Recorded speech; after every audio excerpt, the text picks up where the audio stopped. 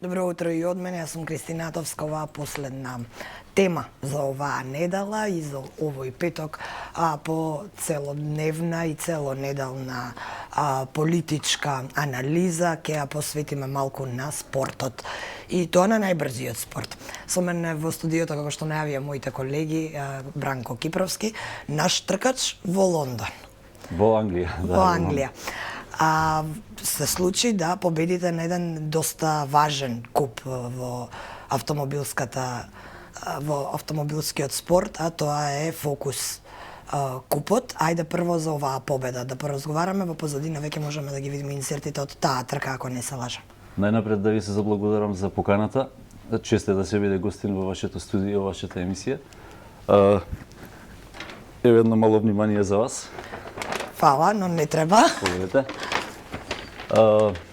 Да се заблагодарам за тоа што имавме директен пренос од трката на Кастелкомп и да се заблагодарам за тоа што помагате. Тоа беше минатата сезона кога нашите гледачи имаа можност да видат директно пред неколку месеци.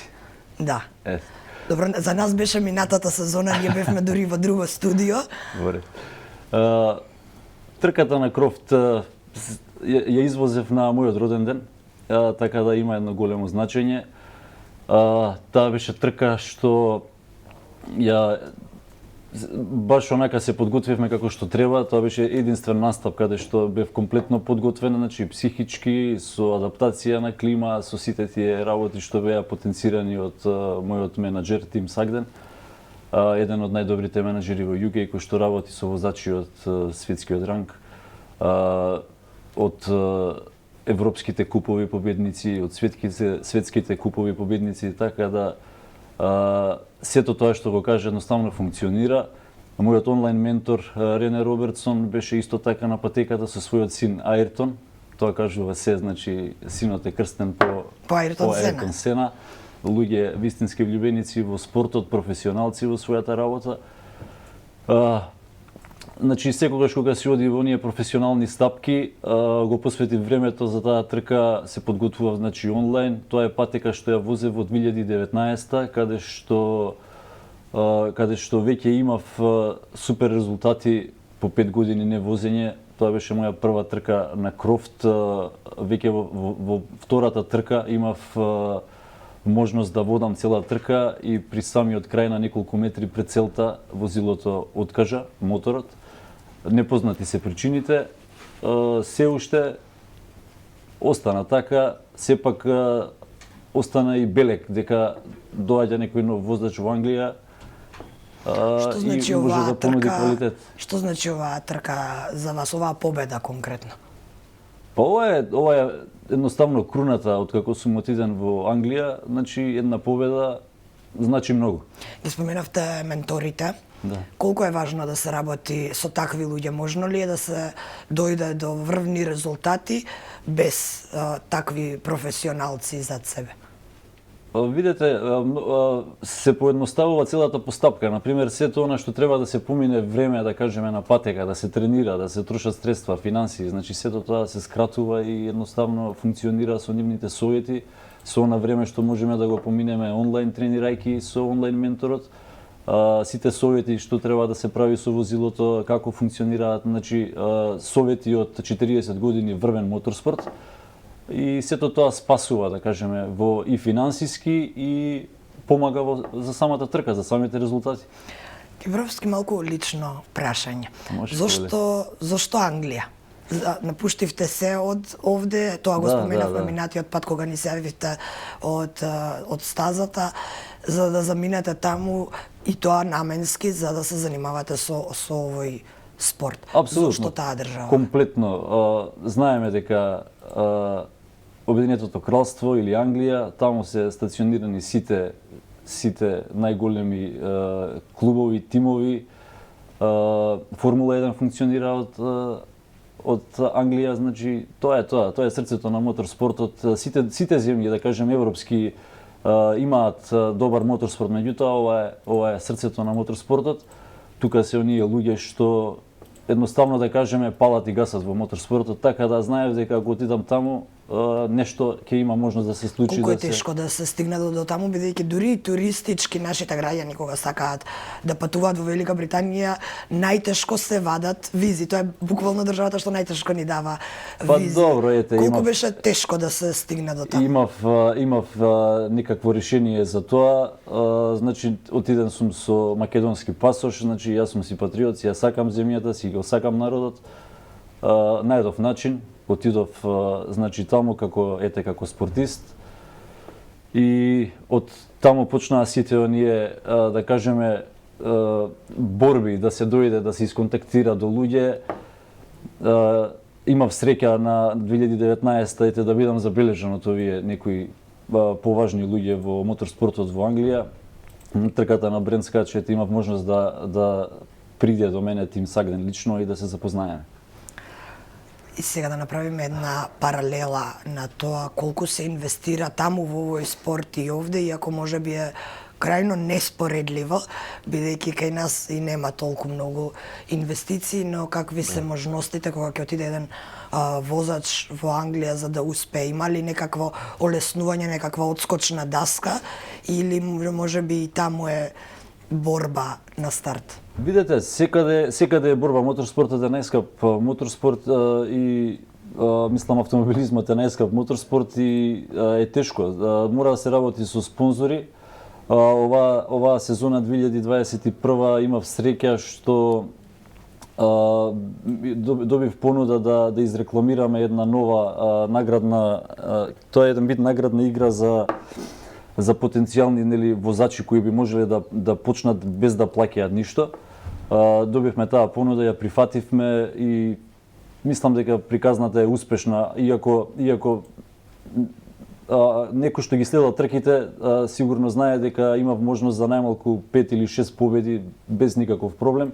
Меѓутоа, возачите што има инциденти или удари кон мене не беа санкционирани, јас како единствен странец лесно беше на мене да се нанесе цел, да се пренесе цел товар, така да бев редовно санкциониран, пенализиран, дисквалификуван, макар и за туѓи грешки, јас бев тој што ги собираше. Ова кажува дека секаде е исто.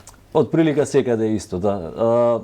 Од друга страна, мојот менаџер е, да кажеме, еден од многу респектираните луѓе и самиот ми кажа не ни вреди овдека да се обрнува внимание на тоа, што и да одлучат, само одобрувај, размислувај како да ги избегнуваш тие инциденти. Постепено после Силверстон, значи на Силверстон исто имав инцидент, таму имав една доминантна трка, стартував на квалификациите, бевме во пола секунда првите 7 возила.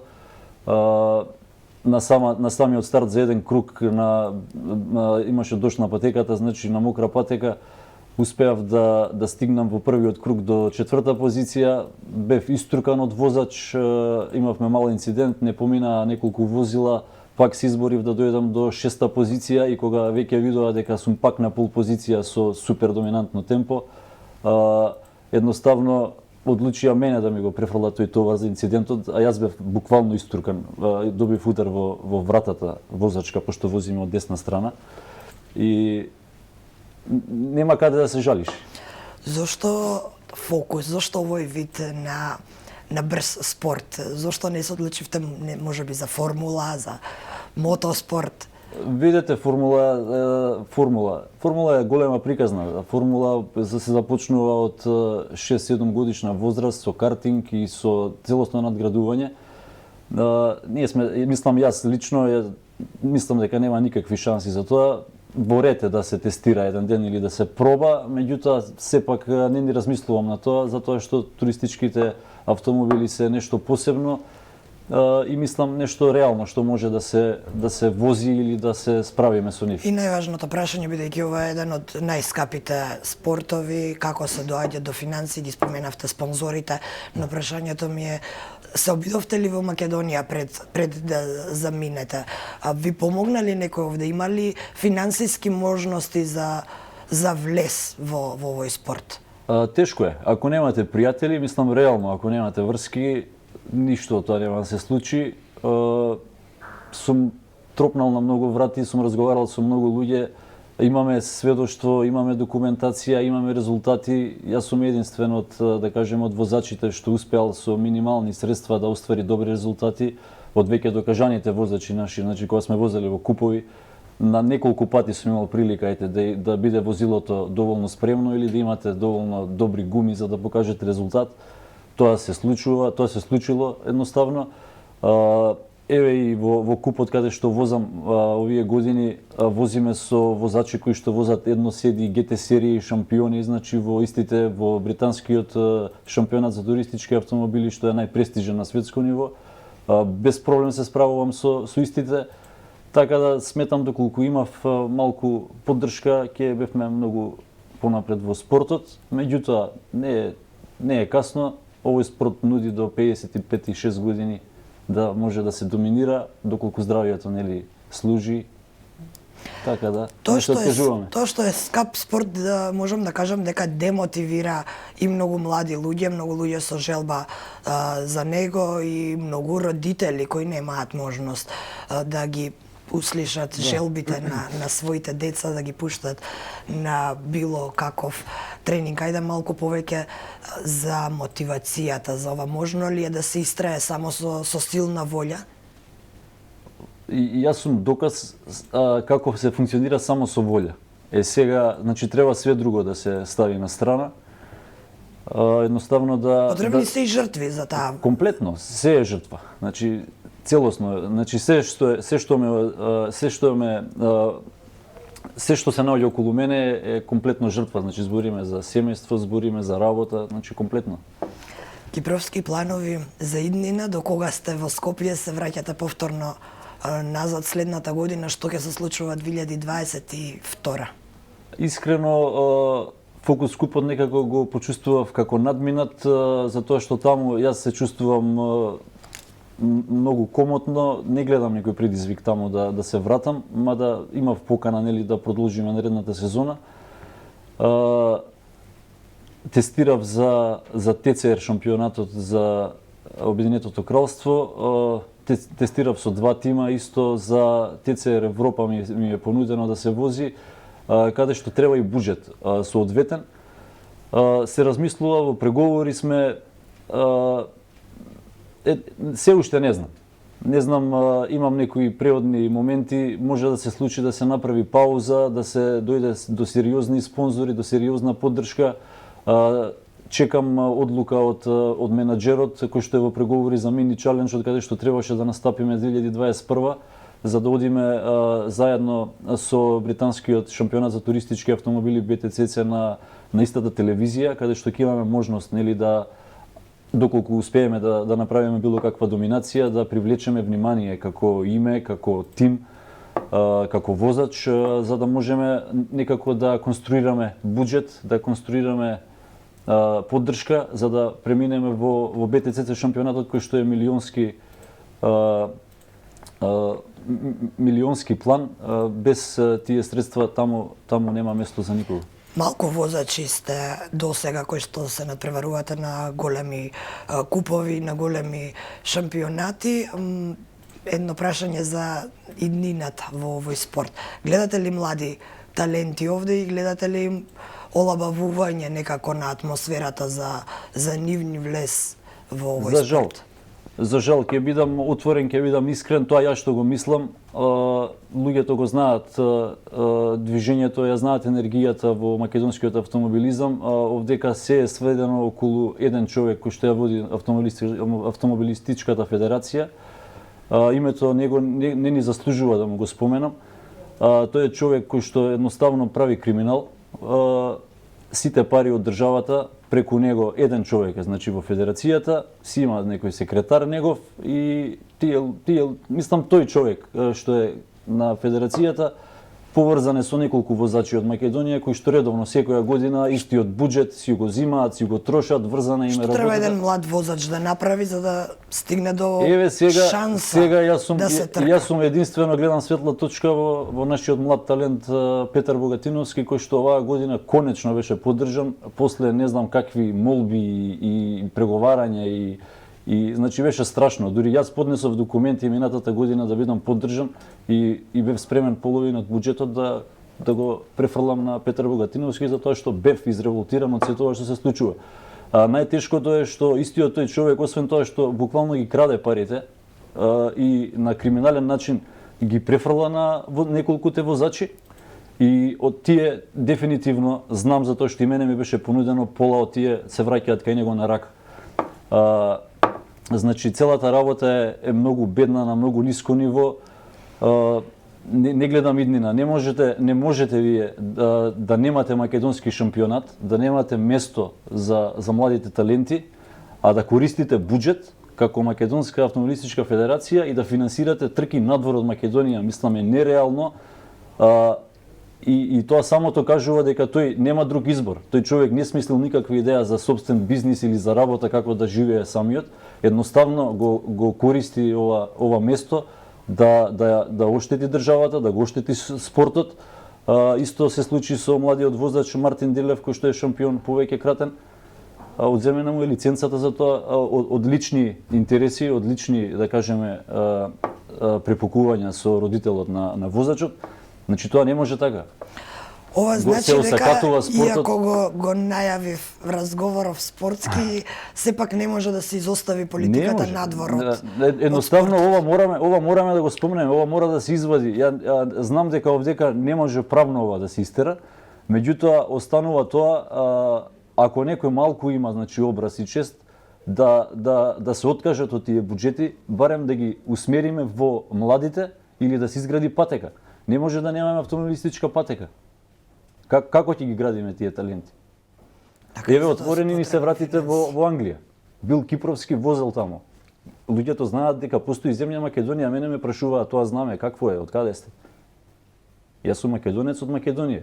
Отворена е вратата. И сега лесно ќе биде ако дојде друг македонец, ќе знаат, аха, македонците возеа, покажаа резултати, значи поднебјето има некаква историја, значи ова генерално го кажувам. Се отвараат вратите, имаме и други возачи што отворија врати и на европско и на светско ниво.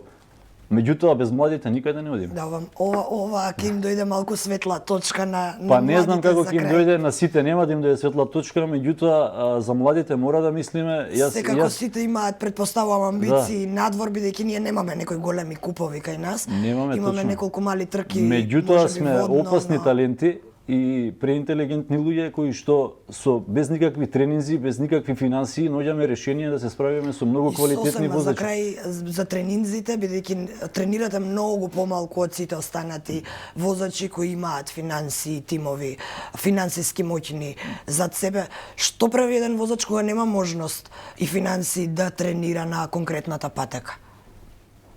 Па едноставно можам да кажам дека воопшто не тренирам. Отидовме еднашка да истренираме, да кажеме, на Донингтон со мојот менаџер, со Тим Сагден, да пренесе некои главни работи од 40 години, напоменав пред малку, 40 години врвен моторспорт, едноставно да ми ги покаже оние техники како изгледа тоа, како треба да функционира.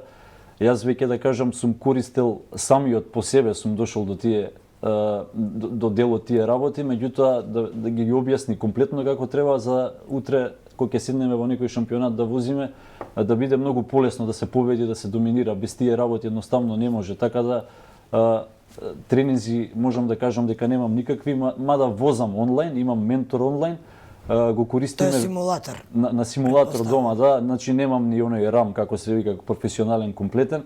На тоа мало место што го имам, да кажеме, обезбедено за мојот симулатор, моето време со моите обврски е исто кратко, да кажеме по половина сат или два, максимум по некој пат возам.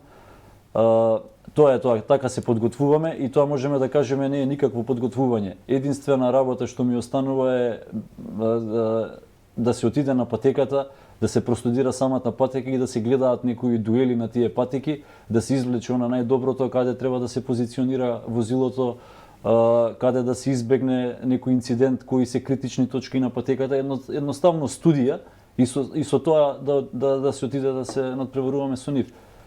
Мислам дека нема потреба од многу тренинзи за овој куп каде што возев, меѓутоа дефинитивно за следните нивоа ќе треба да се тренира, ќе треба буџет.